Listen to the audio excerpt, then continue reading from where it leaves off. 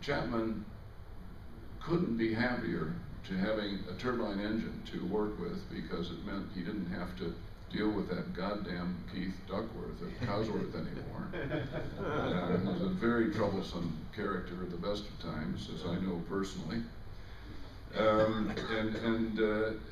So the introduction of this turbine was for Chapman a wonderful gift. By the way, four-wheel drive was another feature of this Type 56, a really outstanding piece of engineering.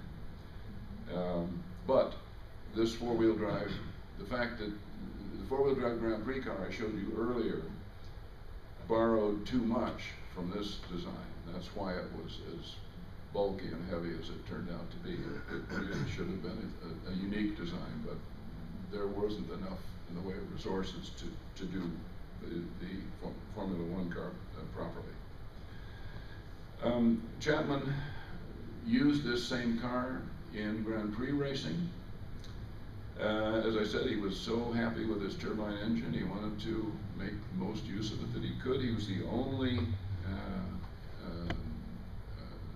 company, or only individual, only organization to race a turbine-powered Formula One car. It had some reasonable successes, although the fuel load it had to carry in Formula One was pretty heavy. But Emerson Fittipaldi's racing it here at Monza in 1971, and it was a pretty effective automobile.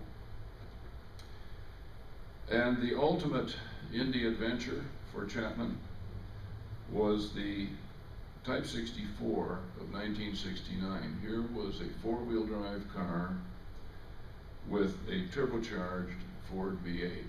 I mean, this is really the ultimate in sophistication, elaboration, and ambition.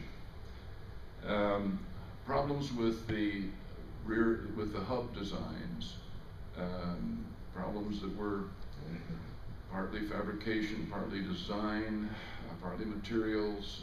They tried to brush new ones through, but it wasn't successful. But so that car never did race, and Chapman gave strict instructions to send them home and bury them. And they didn't in the end, but that's what he intended.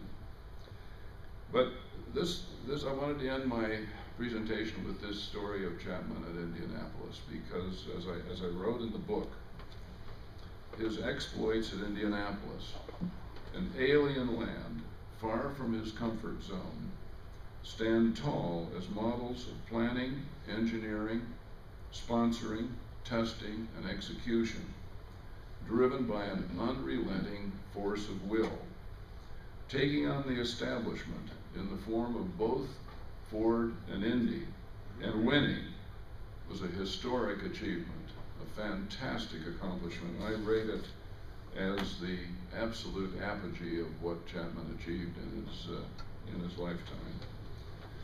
And here he is, he's challenging all of us to go and do likewise. Thank you very much.